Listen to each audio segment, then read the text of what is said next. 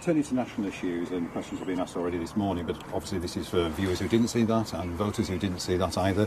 Can you confirm that Durham Police haven't contacted you in recent days? No, I've not had contact from Durham Police, and I think people are just about fed up with the mudslinging that's going on. We know there's elections coming, we know what the Conservatives are up to. What we need to do, I think, is to focus on the issue in hand, which is the cost of living, because as we go across the region, we go across the country, talking to people on their doorsteps, everybody is talking about the fact they can't pay their bills. And what's the Prime Minister got to say about that? He was told yesterday about a pensioner who rides the buses to keep warm, and his response was to say she should be happy that she's got a bus pass. And this morning we had government ministers saying that people should not buy branded value food in order to deal with the cost of living crisis. Talk about out of touch, out of ideas and out of excuses. So tomorrow really is a chance to send a message to the government about their abject failure and to vote for a Labour Party that's on your side. For the sake of clarity, though, to viewers and voters, can you say what work you were doing at 11 o'clock in Durham, and did you go back to work after you'd eaten?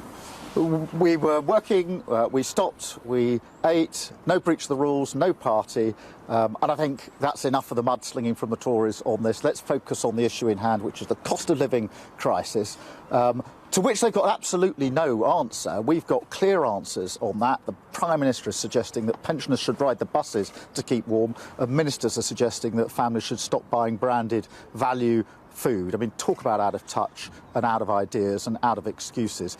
Britain deserves better than this government. I'll ask you just one final question on this same topic I was covered before. How many people were in that office with you that night? As many as 30? I had a team with me. We were working in the office. No breach of the rules, no party. And, you know, this relentless focus on mudslinging instead of the issue in hand by the Conservatives means that they've got no answer to the real question that so many people want answered, which is, what are you going to do to help me with my bills? We've got a clear answer to that, which is a windfall tax on oil and gas companies in the North Sea, and use that to help people pay their bills, up to £600 off their bills. So, you know, voting tomorrow's the chance to vote for a party, the Labour Party, that's on your side. And yet you won't commit to reversing the increase in national insurance. Why not? We've been very clear that national insurance tax should not be coming in. When people are struggling with their bills, and the government is defending and protecting oil and gas companies' profits rather than helping people with their bills, to whack them with more tax now. People have looked at their pay slip last week and thought, I've got less money coming in because the government's taxing me harder and my bill is going up. And that's the failure of this government. So we wouldn't introduce that tax. It's the wrong tax at the wrong time. For whatever reason, the questions about your conduct in Durham continue.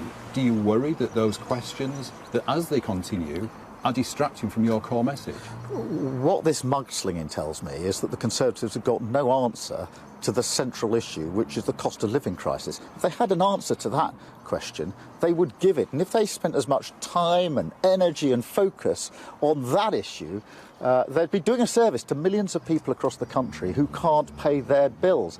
The government doesn't seem to get this. They're so out of touch and out of ideas and, frankly, now out of excuses. Britain deserves better. Vote for a party that's on your side, and that's the Labour Party.